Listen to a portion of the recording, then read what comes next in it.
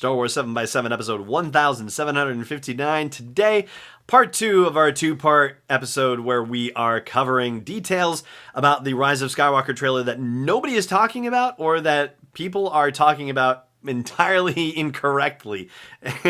Yeah, I mean it too. Let's go.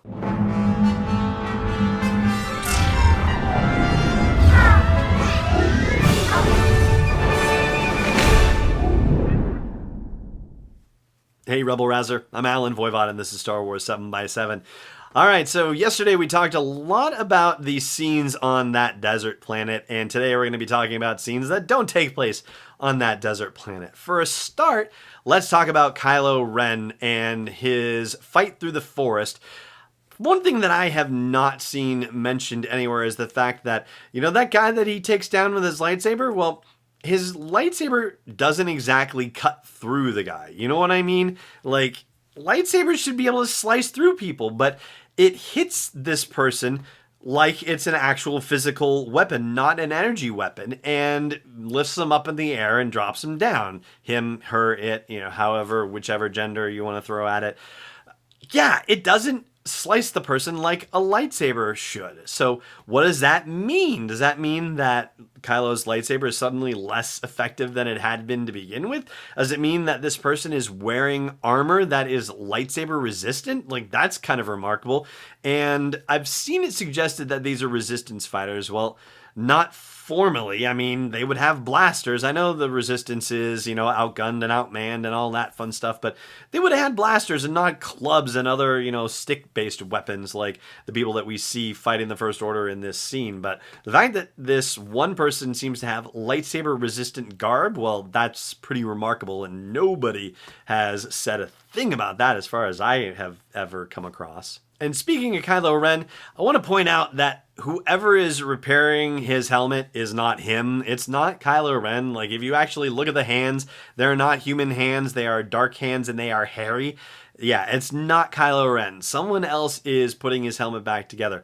And whether that person is doing it for Kylo Ren or not, well, that remains to be seen. But yeah, it's not Kylo, and the only shot we see of Kylo in the teaser is him without the helmet, and there is a shot of him in the cockpit of a TIE fighter of some kind where he's not wearing his helmet either. So yeah, I don't know if he's actually going to wear his helmet again. Who knows? It might end up in someone else's hands. And let's also talk about what's going on, when we talk about spaceships and whatnot with the Millennium Falcon. So in the shot we see of the Falcon from the outside while it is in hyperspace, it has a round radar dish. I've seen this pointed out. This is not the Force Awakens / Last Jedi radar dish. So it raises the question of whether, Lando has done something where it has to be repaired again, or something has happened in the intervening time between episode 8 and episode 9 where the dish got damaged and had to be replaced, or maybe we're seeing a flashback. I don't know, but yeah, it definitely raises some questions to be sure. All right. Now let's talk about the big scene, the big reveal. Well, not the Palpatine reveal. We've talked about Palpatine, so we'll not cover that again. But the Death Star piece that is on whatever planet we're on.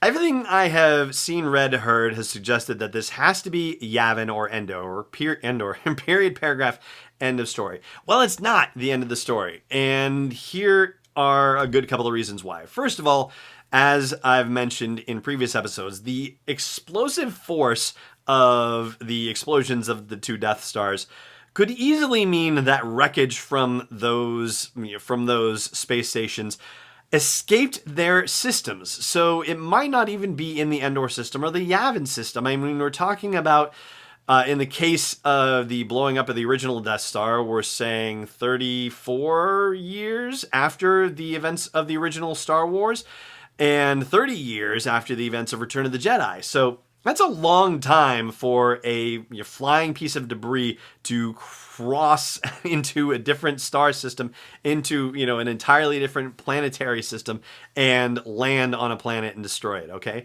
But even if you said, that's probably, that's pushing it, right? No, it has to be, right closer to the situation. Well, let's remember that Yavin, as we know it, is actually Yavin 4. It's the fourth moon of the planet Yavin.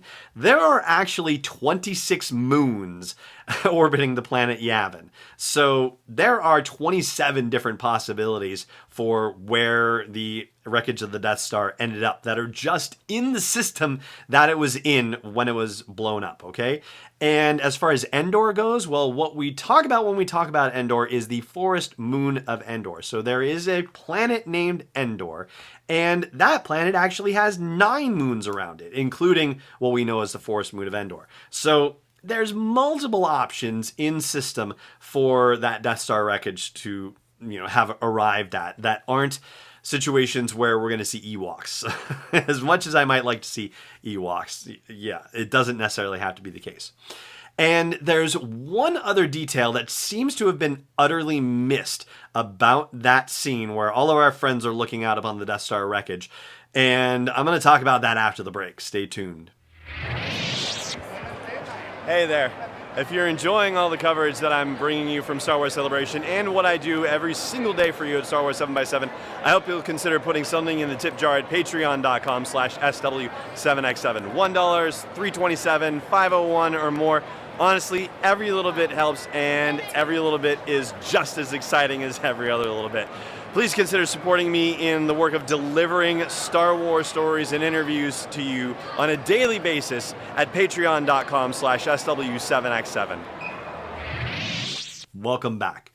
So, in that scene where we see Rey and Poe and Finn and 3PO and BB-8 and D-O and Chewie looking out upon the Death Star wreckage, well, I've only heard it suggested once, and I haven't heard any other suggestions about this one way or the other. I've heard it suggested that this is happening at the beginning of the movie because Rey's outfit is cleaner than it is when we see it in other portions of the teaser. Well, here's why I think that's utterly wrong. Because of the fact that we see Poe Dameron in a still shot on the desert planet, and actually there are a couple of them that were shared in the Rise of Skywalker panel at Celebration Chicago, and also a couple scenes shown in the teaser. We see him on that desert planet, and if you look at his left arm, you'll notice that there's nothing there aside from his shirt. Well, when we see him on that grassy plain looking out at the Death Star, you will notice that there is a band wrapped around his upper left arm. And he's holding his left arm, he's kind of cradling it close to him like it has been injured. And it's not like that in those desert scenes. So that suggests that the desert scenes are happening before this scene where we see him approaching the cliffside where he's looking out over the Death Star with his friends, and he is injured. So there is that. I have not seen anyone talking about that particular aspect of Poe's appearances in any of the Rise of Skywalker stuff. So that is going to do it for my rundown of details that have either not been talked about by anyone else or have been utterly misconstrued or just missed entirely, or, otherwise just, not deemed important enough where, hey, we should be talking about these things because, I think it's rather worth pointing out. That's going to do it. And if there's anything else that you've noticed about the teaser and the other photos that we've seen that hasn't been talked about anywhere, if you think I've gotten anything wrong, then by all means, drop a comment wherever you happen to catch this episode or at home base for the show at SW7x7.com. And that is going to do it, like I said, for this episode. Thank you so much for joining me for it, as always. And may the Force be with you wherever in the world you may be. Podcast is not endorsed or sponsored yet by Lucasfilm Limited, Disney, or 20th Century Fox. It is intended for entertainment and information purposes only. Star Wars, the Star Wars logo, all names and pictures of Star Wars characters, vehicles, and any other related Star Wars items are registered trademarks and/or copyrights of Lucasfilm Limited or their respective trademark and copyright holders. May the Force be with them. All original content is copyright 2019 by Star Wars 7x7. We hope you love it.